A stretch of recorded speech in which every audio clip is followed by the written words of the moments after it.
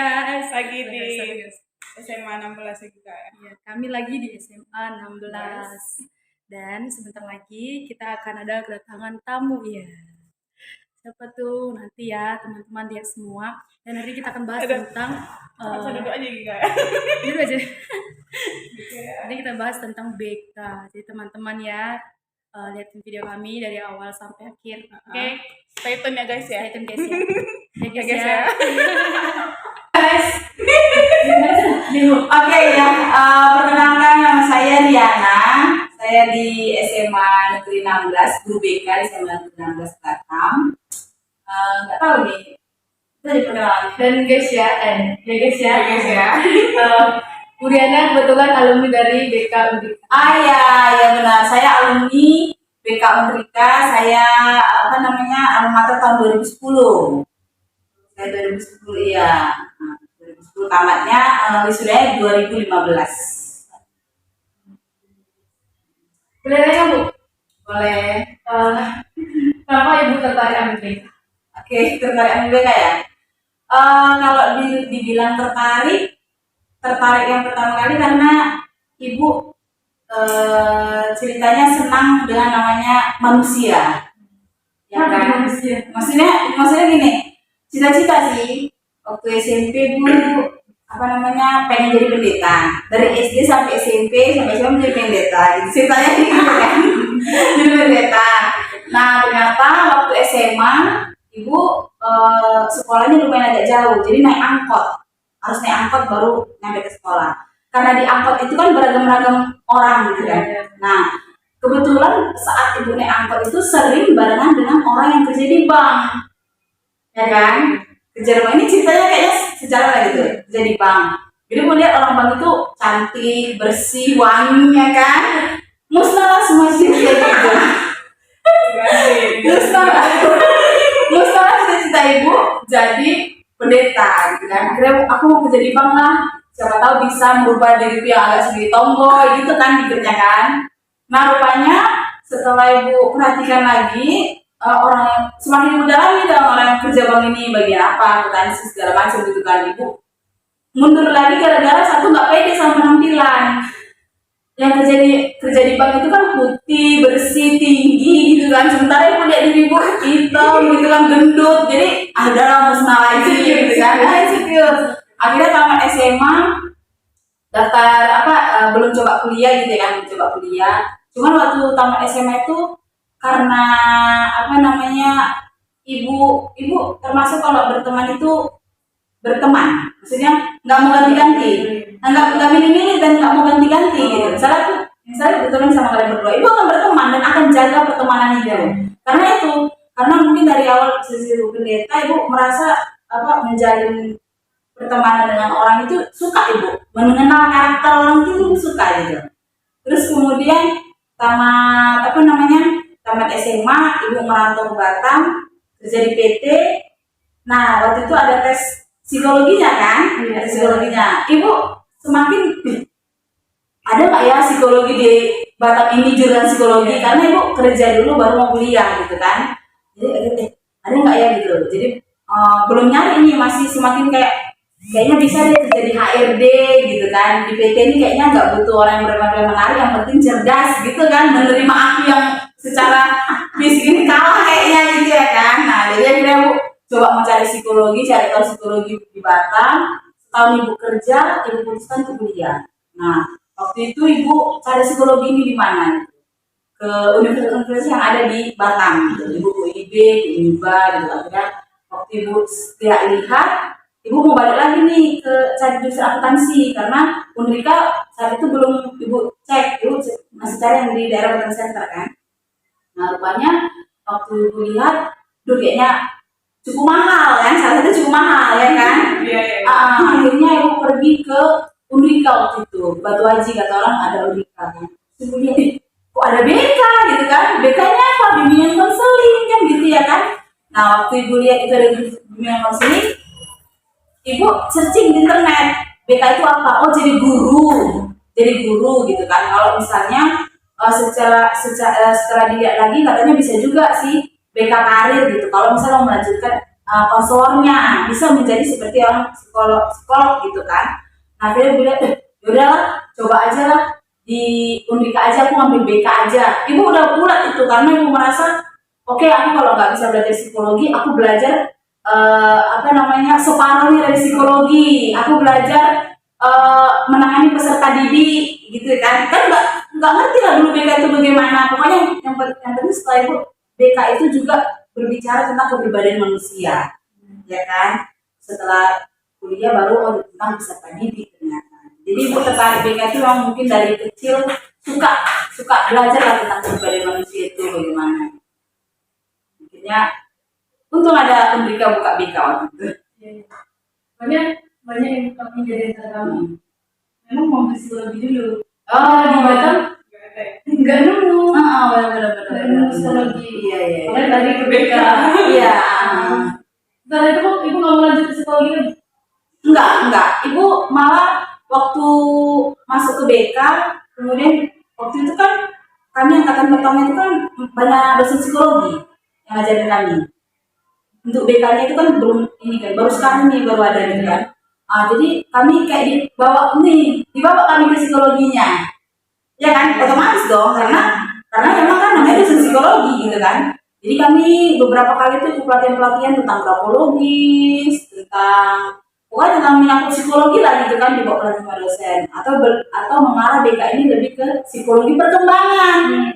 Nah setelah masuk semakin naik semester kan semakin menjurus nih tentang manajemen BK gitu kan, perkembangan pendidik sekalian juga dengan bagaimana tentang BK-nya itu di sekolah gitu. Ada dosen kebetulan waktu itu ibu itu sekalian guru di SMP, Bu Dewi. Dia di SMP dia guru BK dan dia yang backgroundnya BK gitu. Kemudian dosen waktu itu masuk. Nah, suatu ibu itu masuk, ibu semakin mengerti gitu. Oh, ternyata BK ini nggak bisa lepas dari yang namanya peserta didik. Gitu. Bagaimana hanya sebatas kami menjembatani perkembangan peserta didik lah, permasalahannya dia mau bagaimana, mau kemana. Kalau balik ke psikologi nggak ada lagi, udah langsung nggak gitu, mau fokusnya ke BK-nya aja. Senang ya Bu merasa kayak Salah jurusan enggak, 100% saya nggak salah jurusan, 100% saya memilih BK waktu itu karena langsung ketemu jurusan BK di Undri.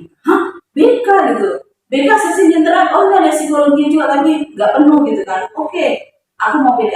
Ibu nggak ada sama sekali menyesal untuk salah jurusan. Cuma orang-orang di sekitar ibu, di lingkungan ibu tidak mengerti BK itu apa. Waktu ibu mendaftar itu, termasuk orang tua ibu, waktu ibu mendaftar dibilang, kamu mau jadi apa? BK itu apa?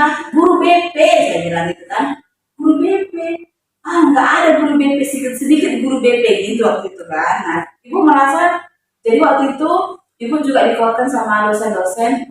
Kalau kita belajar psikologi, kalau kita belajar tentang BK ini, ya nggak untuk karir kita, untuk keluarga kita. Di situ semakin kuat. Oke, walaupun orang-orang di sekitar saya tidak mengerti BK itu, tapi saya, jadi nanti kalau misalnya menikah, untuk anak saya, untuk keluarga saya, udah gitu aja simpelnya. karena kamu juga jadi kayak gitu. Iya, memangnya karena kan ya setelah ibu kayak gini lah, setelah ibu udah tamat dari BK, kemudian ibu keluarga, ya itu terasa kayak nggak sia-sia lah gitu. Lalu karena ada anak yang praktek perkembangan itu. Iya, langsung dipraktekkan, benar langsung dipraktekkan. Jangan kan itu, kita aja sebagai guru BK memang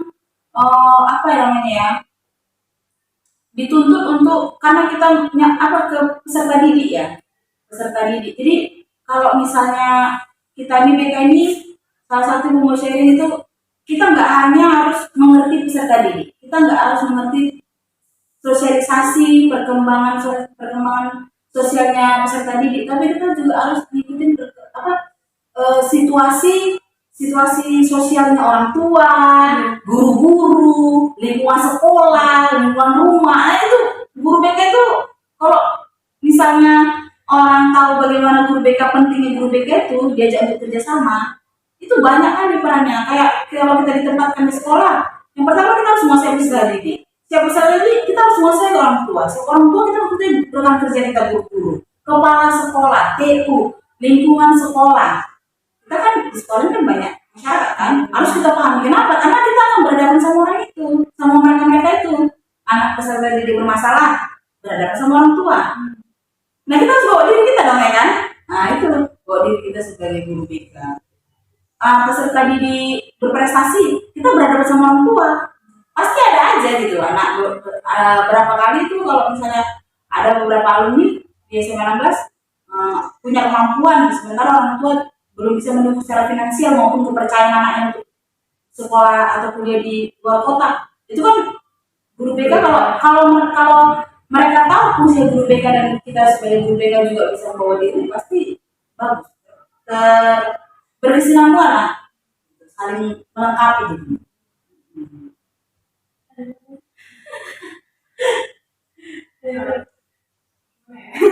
Jangan jumpai. Kalau sejauh ini kayak di guru BK ada kayak Oke. Jadi kalau bicara apa namanya profesi, ya kan? Profesi itu ada yang menyenangkan, pasti ada yang tidak menyenangkan ya kan. Nah, jadi waktu ingat kuliah lagi tuh ibu dulu BK itu sudah di kepala ibu ini bahwa BK itu menarik sekali.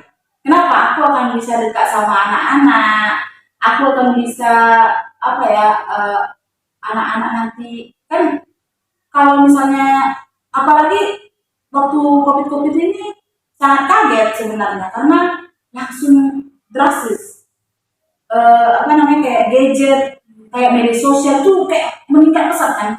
Jadi waktu dulu ibu apa namanya kuliah BK aku merasa ini enak sama anak-anak gitu pasti dekat sama anak-anak gitu kan. Terus nanti kalau misalnya anak bermasalah enak ini mencari masalahnya gitu kan. Nah kembali lagi waktu di kuliah kita sekarang kan di kuliah dulu sering juga praktek pergi ke panti asuhan terus kemudian ke lapas terus kemudian jumpa orang-orang jalanan kami sering gitu kan. Nah jadi menyenangkan akhirnya terjunlah ke sekolah waktu itu kan. Waktu itu terjun ke sekolah di sekolah ternyata masih mindset guru BK itu sebagai polisi sekolah, sebagai tukang razia, sebagai tukang marahin murid, sebagai guru yang paling harus ditakuti murid. Mindsetnya saat itu seperti itu. Pas saya datang, ya namanya saya juga usianya di situ masih muda ya kan. Yang kedua masih baru gitu. Jadi waktu kita terbawa arus jadinya, terbawa arus dengan beberapa apa namanya pola pikir lingkungan sekolah kayak ibu yang ini potong rambut anak, ibu yang razia, ibu yang ini anaknya ini bermasalah ibu marahkan, ibu ini gitu kan. Iya jadi secara tidak langsung ini apa kita ini mindset kita yang aturan dari kuliah itu oke kita akan gini rupanya ketemu dengan apa namanya masukan lingkungan gitu kan. Lingkungan merubah mindset. Jadi saya beberapa kali kebetulan ini alumni SMA 16 kan. Dan pasti kita tahu saya itu gimana gitu loh kan. Jadi tuntutan lingkungan itu menuntut kita untuk menjadi polisi sekolah dan memang saya salah di situ, tapi saya ikut gitu. Karena setelah saya melakukan seperti itu menurut saya di versi saya pertama ini menurut saya memperoleh artinya anak-anak jadi takut nengok saya dan lingkungan itu merasa kayak menurut saya ini kalau saya bisa mewujudkan tuntutan dari rekan kerja saya atau atasan saya seperti ini saya dianggap bekerja betul gitu kan. Nah ternyata semakin saya masuk MGBK waktu itu saya juga 2017 kan 2012 saya di sini 2017 saya ditunjuk dari provinsi sebagai perwakilan untuk ikut ke POBK. Sekarang kayak POBK kan bukan BK POB kan POBK kan bukan dulu apa BK plus itu kan juga BK plus. Nah saya dibawa ke situ saya makin merasa kayak itu kan salah aku salah gitu. Jadi nggak di lapangan itu karena saya sendiri juga saya di sekolah sendiri waktu itu masih hampir ribuan lah, sekarang udah 1.000 lebih kan. Hampir ribuan saya sendiri guru BK gitu. Jadi memang kalau misalnya dilihat nggak akan apa namanya nggak akan berjalan lah karena cuma satu guru BK dengan ribuan anak itu susah. Jadi saya menampung anak-anak yang bermasalah saja jadinya. Jadi polemik guru BK itu banyak sebenarnya, makanya Guru BK itu konseling. iya belum seling butuh orang-orang yang bisa menguatkan guru BK. Kalau guru BK itu jalannya ini loh, bukan yang kayak gini gitu loh. Itu perlu banget. Jadi waktu itu kayak gitu. Semakin kayak aduh ini kayaknya aku salah lah, ini aku salah gitu. Sampai akhirnya saya menarik diri, tidak mau lagi megang itu. Kalau ada razia saya nggak mau megang lagi. Makanya kalau angkatan sekarang bilang gini, siapa yang paling kejam? Orang tuh berharap nama saya. Rupanya ibu ini, oh bukan Bu Yana lagi ya, padahal di zaman saya bulan lagi ngeri kali gitu kan. Jadi saya mau merubah itu. Terserah lah misalnya orang mau bilang gimana, tapi saya menurut saya enggak, saya harus kembali ke jalan saya gitu. Saya mau menyelesaikan masalah anak, bukan untuk marahin anak, bukan untuk menghukum anak, bukan untuk mematikan mental anak. Saya matikan mental anak loh di situ. Udah menyalahi apanya mereka kan gitu ya kan. Itu yang saya rasakan setelah 7 tahun. Ada motivasi nggak untuk kami yang BK sekarang ini? Gak bisa lewat dari situ, lewat dari belakang. Enggak. Nanti dikasih aja. Ulangan. Ada motivasi nggak untuk kami yang BK sekarang? Motivasi yang paling pertama, kalian tidak salah milih jurusan BK. Oh. Ya benar. Tidak salah milih jurusan BK. Ya betul. Jurusan BK itu apalagi yang di sekarang ini itu sangat diperlukan. Saya sebagai alumni Unrika dan sekarang sebagai guru BK sangat beruntung. Yang pertama, Unrika diakui untuk melamar CPNS, iya kan? Buktinya saya lulus CPNS ya kan. Yang kedua, Unrika diakui untuk ikut sertifikasi. Saya sebagai guru kan itu pengaruh dong. Saya ikut sekarang kan dulu harus ada sertifikasinya kan, supaya mencukupi kualifikasi guru gitu. Terus supaya kita itu diberikan gelar bahwa memang benar guru BK gitu. Nah saya ikut sertifikasi bisa, dan sekarang saya sedang ikut guru penggerak. Mudah-mudahan saja lulus. Guru penggerak itu seperti apa? Guru penggerak itu program pemerintah, program Menteri Pendidikan gitu kan, bagi guru-guru bagaimana supaya guru ini bisa menjadi pamong, maksudnya bisa berkolaborasi program pemerintah.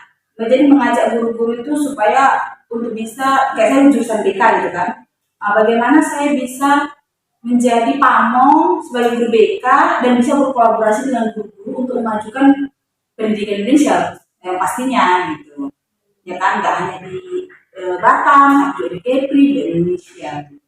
Itu memang program pemerintah dibuka. Jadi kalau misalnya kalian di BK itu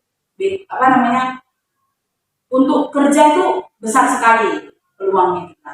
Yang kedua, untuk kita manfaat untuk diri kita juga besar sekali.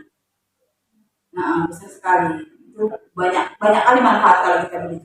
Jadi motivasi yang besar itu kalau beli itu nggak pernah salah atau nggak pernah, kecuali kalau memang udah nggak ada niat ya, itu beda lagi, itu kembali ke orangnya. Peluang kerja juga kita kemana aja bisa gitu. Karena apa? Karena secara nggak langsung kan kita belajar tentang karakter manusia, berarti kita ketika menghadapi masalah kita juga mampu dong. Guru BK seperti itu. Waktu saya sertifikasi kemarin, saya kondisi hamil, bahkan saya waktu itu mau melahirkan. Jadi guru pamong saya waktu sertifikasi bilangnya seperti itu, guru BK mereka nggak tahu kalau saya itu lagi hamil dan mau melahirkan.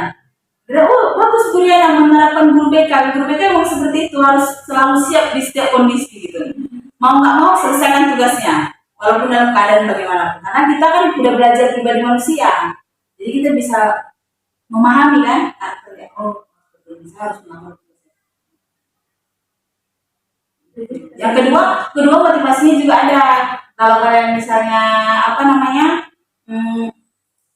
sudah tamat ini ya kan, saya juga kurang aktif lah di alumni memang. Tapi kalau misalnya kalian sudah tamat, yuk sama-sama ajak lagi orang-orang supaya masuk jurusan BK. Mungkin aja kita BK semakin kompak gitu di orang dinas pun bisa melihat kita. Oh ternyata guru BK itu ada. Kita bisa benar-benar apa namanya berfungsi di dunia pendidikan, lebih berfungsi lah. Jadi kalau orang mau SBK nggak salah ya Bu ya? Enggak salah. Nggak salah ya guys ya? Walaupun dibilang apa namanya salah jurusan, teman saya juga kayak gitu. Pelatihan, Pelatihan. kayak misalnya nggak tahu mau kuliah apa tapi disuruh kuliah jadi saya milih BK karena menurut saya nggak ada matematika. Ini pertama kali masuk SBK kan ada itu Bu? Kadang-kadang Nggak ada matematika. Ya, semakin dari itu sebenarnya. Tapi lama-lama kalau kita udah apa namanya menjiwai BK itu pasti kita udah menemukan passion kita di mana. Saya juga apa namanya program saya rencana nanti di SMA 23 saya tuliskan di situ kan. Di situ kan saya pengen buat gini gitu, pengen buat vlog sama anak murid.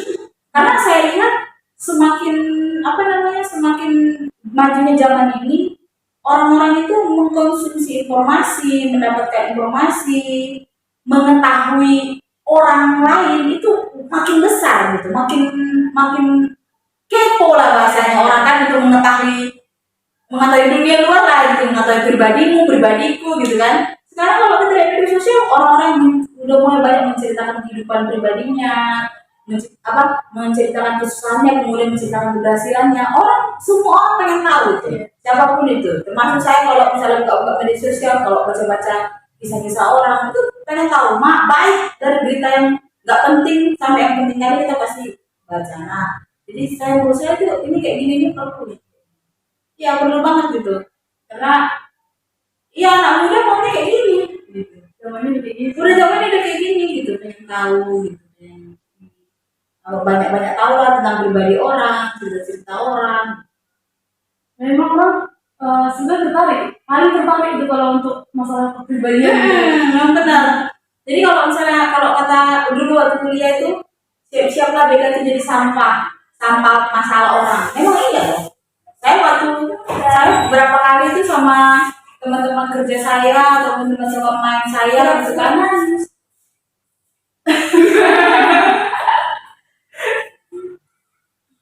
Makan nggak itu ya? Jam berapa tadi Mak ya? Letakkan aja di lapangan yang dingin di jalan. Iya bentar aja ya. Begini. Enggak. Begini. Kamu kan ada bahasa begini. Begini. Iya Kita tertarik. enggak apa. Dari dulu sih. Aku pun dulu. Aduh ya. Jadi lagi. Aduh. Apa tadi? Itu masih nih kayak ketertarikan. Karena kan aku tertarik dari ini lebih ke Ya udah lewat dapat ributnya udah lupa nih.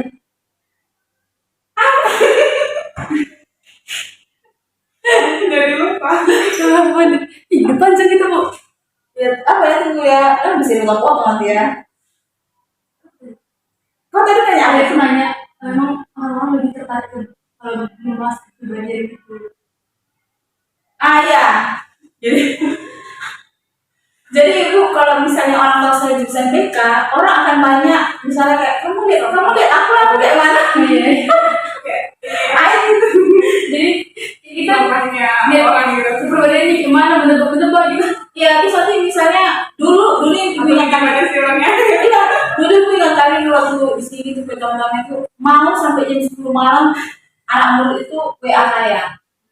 Nah rupanya ternyata waktu saya batasi itu semakin menurun. Tapi nggak mungkin saya 24 jam mendengarkan. Iya kan saya bilang tolong jangan WA ibu di jamnya segini gitu. Mungkin di saat itu dia lagi galau mungkin ya. Jadi saat itu nggak menurun, udah mulai nggak usah, udahlah hubunginya nggak di jam segitu gitu. Tapi jadi sekarang tuh kayak nyari loh, nggak ada WA lagi ya gitu. Jadi bingung kan kita mau kayak mana nih sebenarnya nih, masa sampai apalagi ibu udah berumah tangga, masa sampai jam 12 malam bisa malas sampai itu kan. Jadi itu kayak mana Bu Natasha? Misalnya gini kan, kan orang-orang itu mau bahas masalahnya itu gak setiap waktu gitu kan Bu. Ada satu waktu mereka pengen bahas, tapi nanti kalau kita nggak bahas, mereka masalahnya hilang gitu aja gitu. Nanti kita tanya masalah dia apa, nggak jadi gitu kan. Emang coba Jadi nanya emang itu orang yang bermasalah itu yang jadi nggak akan ingat, nggak akan dia tahu tempat, nggak akan ada waktu yang dia tahu bagaimana supaya hatinya ini tenang. Begitu orang bermasalah kan, nggak mungkin dia, kecuali ada orang yang nggak usah lah aku cerita, kalau aku cerita nanti dia lagi sibuk pula, itu orang yang gak enak kan, akhirnya terpendam-pendam, itu yang jadi orang yang bisa jadi stres karena nggak keluar apa yang diinginkan hatinya. Tapi kalau yang seperti itu banyak juga orang yang misalnya, aduh aku juga ada masalah nih. Kalau orang yang panik kan mungkin kan, aku mau masalah, pokoknya aku mau cerita sama ibu atau aku cerita sama kamu, tolonglah nih masalahnya kayak gini gini gini. Padahal saat itu mungkin kita gak pas momennya gitu. gitu ya Bu. Iya, beberapa kali ibu itu waktu itu bahkan teman-teman main ibu gitu kan. Ya nak, aku butuh kamu sekarang. Padahal udah di Barelang. Dan aku butuh kamu sekarang. Aku mau cerita. Ini masalah yang kemarin kurang lagi gini. Bisa nggak aku ke rumahmu sekarang? Bayangkan coba. Ibu udah lama. Saat itu ibu ya ibarat kata waktu liburan kan hari Sabtu liburan ibu di Barelang saat itu, terus aku bilang boleh nggak ntar malam aja datangnya. Dia nggak mau balas.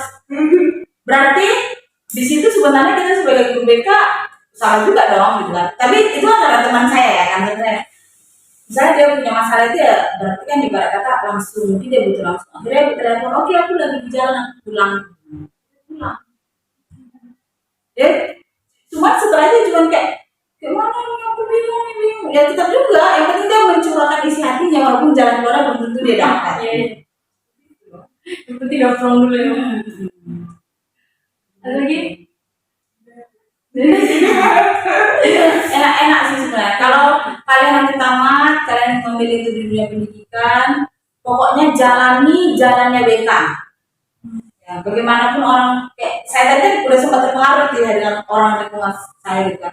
Kalau bisa bagaimana BK itu berjalan, kalian tunjukkan, nah kalian kasih tahu gitu kalau BK ini seperti itu. Mudah-mudahan dengan adanya nyarakan kerja BK di misalnya satu sekolah itu lebih memuaskan. Kalau saya kan kemarin kan sendiri, masih muda, baru tamat, jadi disuruh ke sini saya sini, disuruh ke sini saya sini. Ya Bu, makasih banyak waktunya. Ya, Makasih pengalamannya. Oke.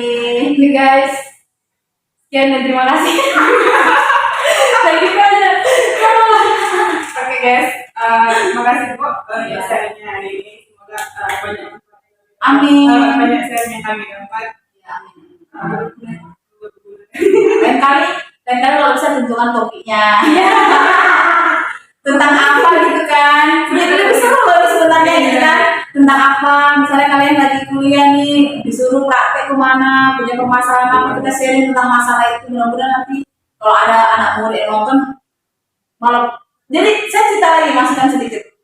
Jadi waktu 2015 saya di sini, saya waktu itu 2016 kayak ada pelatihan dari BKKBN, ya kan? Jadi kami dikasih masukan kayak papan konseling. Caranya seperti ini.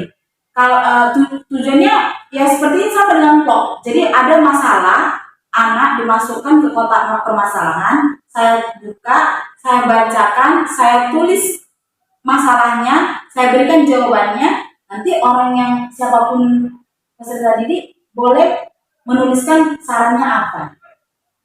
Nah, jadi sama juga kayak vlog kayak gini. Jadi kalau misalnya kalian punya praktek nih kemana, ada anak bermasalah nih, kan seru nih kan. Kayak saya bilang tadi, dunia sekarang kan orang pengen tahu kepo permasalahan orang gitu kan. Nah, boleh kita topiknya, nih Bu, nih ada permasalahan nih yang mau kita angkat misalnya gitu, mau kita bahas yuk, topiknya gini. Jadi kan bisa mempersiapkan materinya gitu. Jadi nanti kalau misalnya kalian tampilkan di media sosial, mudah-mudahan peserta didik yang punya masalah yang sama, dia oh iya aku harus kayak gini, aku harus kayak gitu. Ini juga yang kayak gini mau ibu buat dia sama dua tiga. Beneran. Jadi nggak, kalaupun nggak untuk sekolah lain ya untuk sekolah saya gitu maksudnya. Karena itu bermanfaat. Gitu. Ada orang kan nggak mau cerita kayak tadi kan, nggak usah aku cerita takutnya gitu sibuk, atau nggak usah cuma dia takutnya dia lagi sibuk misalnya gitu kan. Jadi terpendam sendiri.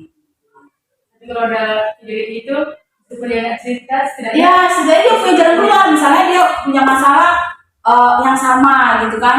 Kan banyak juga sekarang di media sosial kayak TikTok atau apa gitu kan. Kayak ini kayak ceritaku gitu. Ceritaku yang misalnya sulit bangun pagi. Aku kalau tidur tuh sering kayak menghayal dulu baru bisa tidur. Nah, kalau itu dibahas-bahas gitu kan, apalagi sama orang yang langsung misalnya dengan izin dia bersedia untuk dilihatkan mukanya gitu kan, orangnya oh kayak gitu, oh sama aku sependeritaan manusia kan senang dari dengan kamu orang dia ya kan manusia tapi kalau dalam firman Tuhan itu nggak boleh emang kalau manusia senang dia dengan orang sependeritaan kamu menderita ada orang yang menderita dengan ya kan, tapi kalau Jadi solusi. iya kalau manusia yang menderita nggak terima merasa kayak masalah ini dia punya aja, yang orang lain kayak senang-senang aja kan, pokoknya nampak di orang yang bahagia aja kan gitu. Padahal nggak tahu dia. Jadi memang di dunia ini orang apalagi di media sosial gitu kan ngobrol masalah kalau yang komen kan sama aku juga gitu, aku juga kayak gitu kok, aku gini aku sama kan gitu. Nah jadi sekarang bagaimana kita supaya buat orang oh ternyata ada solusinya, dia punya masalah ada solusinya gitu kan. Kalau dunia gitu, tapi kalau teman-teman nggak boleh loh katanya. Jangan cari orang yang sama menderita sama kita. Salah guys, kalau itu matanya. Iya, karena memang gitu. Kalau BK ini perlunya gitu. Jadi misalnya kayak saya BK guru Kristen, saya background Kristen. Nah, jadi saya untuk anak-anak Kristen saya bisa bimbing sekalian seperti itu. Ada juga teman saya yang Muslim bisa membimbing ke arah agama. Makanya BK sama guru agama sebenarnya sejalan. Jadi siap kita konseling ke guru agama benar nggak terlalu yang kamu buat? Atau guru agama juga boleh mengonseling anaknya. Gitu. Karena harus sejalan kalau bisa ya kan, iman dan dunia itu harus sejalan. Ya betul kok. Apalagi kita sabar lagi tuh. Iya. Gitu. Memang. Oke guys, ya tentang BK ya teman-teman yang berharap yang lihat video ini nggak tertarik ke BK. Kalau yang sudah ber-BK kalian nggak salah jalan. Nggak salah jalan. Oke. Nggak betul. Oke guys, terima kasih. Bye.